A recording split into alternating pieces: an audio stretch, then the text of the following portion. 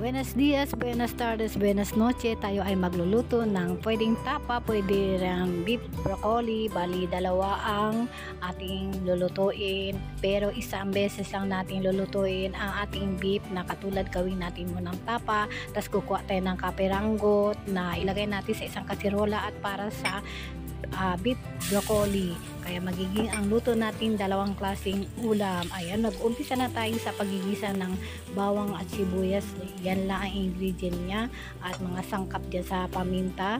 At meron din tayong mga toyo at soy sauce at meron din tayo pang mga asukal. Yan, lalagyan natin yan para naman medyo manamis-namis. Pero ito ngayon ay nagigisa-gisa muna tayo sa ating pagluluto.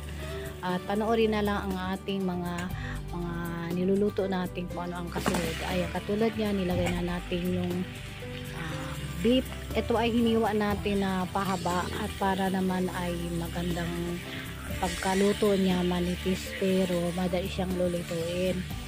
So, ayan, gigisahin na natin siya muna at magigisa lang natin yan, gawin natin munang tapa. At mamaya hatiin natin, kukunin natin yung kapiranggot at ilalagay na natin para sa broccoli sa isang kasirola. Ayan, nagmimix na tayo ng mga soy sauce at meron na rin yung ayan, nilagyan na natin ng Sprite at ito nilagyan na natin ng mga sangkap kanina ng Knorr cube at soy sauce kasi yan ang Sprite ay nagpapalambot sa ating pagluluto. At hindi natin kinalimutan ang suka para hindi mapapanis yung ating niluto. Meron din yung isang pakete na oyster sauce na add tayo kanina. At ayan, may dahon na laurel kahit 3 piraso para pampabango. Ayan, maluluto na, malapit na maluto. Pwede na tayo magluto naman ng isang prutahing beef broccoli. Luto na ating isang menu, beef tapa. At ngayon magluto naman tayo ng panibagong beef broccoli. Magluluto naman tayo ng beef broccoli. Babawasan lang natin sa niluto nating tapa sa bali kalating cup at ilagay natin sa pinakuluang tubig sa kaserola at ilagay muna natin ang tangkay muna bago yung pinaka broccoling flour niya. At ayan, naglagay lang tayo ng cornstarch na hinalo sa tubig at para maging malapot-lapot yung kanyang sarsa.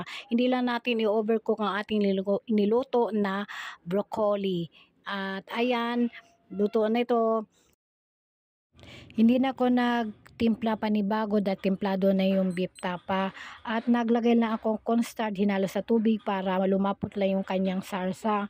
At ayan, malapot-lapot na siya. Bali, 2 menu ang nagawa nating luto, kaya pwede nyo tong gawin to. Salamat sa panood dito si Kitchen Ebeng. Huwag kalimutan mag-subscribe para lagi po tayong updated sa ating bagong luto. Kain na! Luto na! Salamat sa panonood! Bye-bye!